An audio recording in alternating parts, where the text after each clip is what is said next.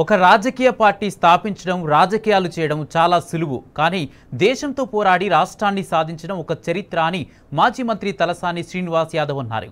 December 9న Vijay Diwas సందర్భంగా నిమ్స్ హాస్పిటల్లో పండ్ల పంపిణీ కార్యక్రమం నిర్వహించారు. కేసీఆర్ ఆమరణ దీక్ష ఫలితమే తెలంగాణ రాష్ట్రమని తలసాని శ్రీనివాస్ యాదవ్ గుర్తు చేశారు.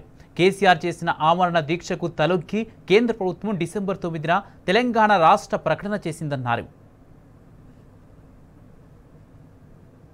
రాష్ట్రంలో రాజకీయ పార్టీ పెట్టడం కూడా చాలా ఈజీ, కానీ భారతదేశంలో ఒక రాష్ట్రాన్ని సాధించడం అనేది చరిత్ర. 1969 నుంచి జరుగుతున్నటువంటి ఒక సుదీర్ఘమైనటువంటి పోరాటం తెలంగాణ రాష్ట్ర ఆకాంక్ష.